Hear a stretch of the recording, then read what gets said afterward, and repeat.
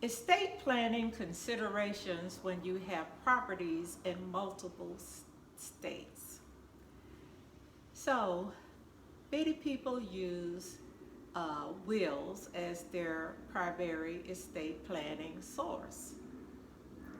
Now, you have an option. You can have a will, and that's fine. And you can also have irrevocable family trust. Now, there are pros and cons to either one. The main difference that people like with the irrevocable family trust is that you avoid probate court. The thing that people don't like about irrevocable family trust is that it costs much more money. But in the long run, depending on how many properties you have, and in this case scenario, we're talking about having properties in multiple jurisdictions. So let's talk about it.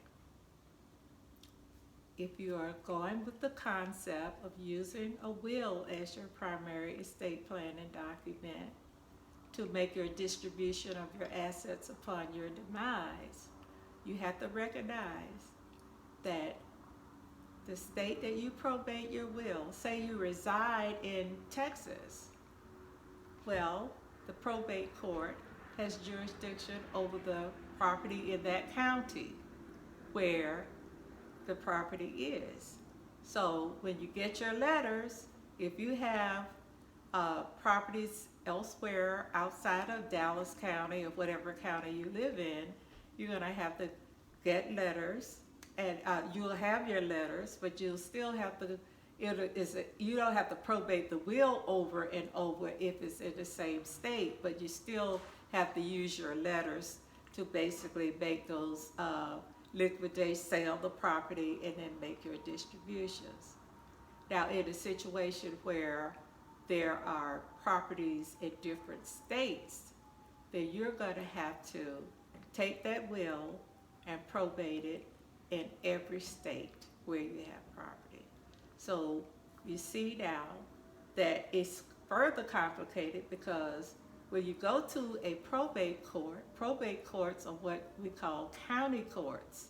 So even in a state like, say, Texas, that has 254 counties, this process can multiply itself. Even though you don't have to probate the whole will, but you still have other transactions that you have, other steps that you have to take to basically get that property in a position such that you can liquidate it or change titles to it to make the distribution. A better way, another way, I won't say a better way, another consideration to eliminate all of that litigation is to do an intravenous transfer through an irrevocable family trust. Intravenous means that while I'm alive, I'm taking this property out of my name and putting it in the name of this family trust. Okay? So, I'm Winifred Cannon, and I'm going to create the Winifred Cannon Irrevocable Family Trust. So the properties that I have, the bank accounts, any asset that I want to identify, I can move it out of my name into the name of the family trust. Okay? And so the terms of my trust will say, because I've already transferred the property to my family trust, and then in the terms of my trust, I'm going to say, upon my demise, because I'm the one I'm the settler, will basically determine who gets what. And then it's just a matter of transferring and making distribution. There's no court, absolutely no court. So how does this work how does a family trust work? And it has to be irrevocable. how does that work as a great estate planning tool where you have properties in multiple jurisdictions? And when I say multiple jurisdictions, in this instance, I'm saying different states. So what you would do is you would identify all of your properties. Every state, you would transfer it out of your name into that family trust.